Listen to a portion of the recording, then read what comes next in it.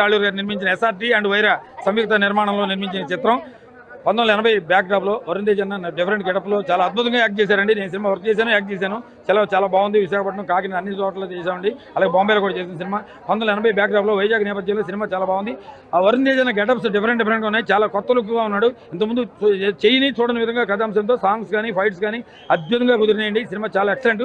జనవరి 14కి ఈ cinema super duper hit అండి. Wyra entertainment ద్వితీయ ప్రయత్నంగా వరుణ్ తేజ్ అనికి మంచి పేరు, మెగా ఫ్యాన్స్ అందరికీ పండగగా విందు భోజనంలో ఉందండి. సినిమా కరుణ్ కుమార్ గారి డైరెక్షన్ ఎక్సలెంట్ గా ఉందండి. డైరెక్టర్ చాలా టాలెంటెడ్ డైరెక్టర్, చాలా బాగా చూపించారు. సినిమా బాగా తీశారు. ఎక్కడ అన్కాంప్రమైజ్ కాకుండా సినిమా భారీ ఖర్చు నిర్మాణ విలువలతో జీవి ప్రకాష్ మ్యూజిక్ చాలా ఎక్సలెంట్ కుదిరినాయండి. సినిమా అందరూ థియేటర్లో చూడండి. నేను సజెషన్ చేయండి. ఇక్కడ కూడా చూసి వచ్చాను, 2 చోట్ల చూశానండి. చాలా బాగుంది సినిమా. ఫుల్ ఎంజాయ్ చేయండి. వరుణ్ తేజ్ గారి అభిమానులందరికీ, మెగా అభిమానులందరికీ సినిమా విందు భోజనం లాంటి సినిమా అండి. నేను ఈ మధ్యకాలంలో చూసిన సినిమాల్లో మట్కా బ్లాక్ బస్టర్ హిట్. ఒక కామన్ మ్యాన్ మట్కా ఎలా స్థాపించాడు, ఎలా కోటీశ్వరుడు అయ్యాడు, తర్వాత ఎలాగా తనకు ఉన్న ఫ్యామిలీ ప్రాబ్లమ్స్ ఎలా అయింది అనేది సినిమా.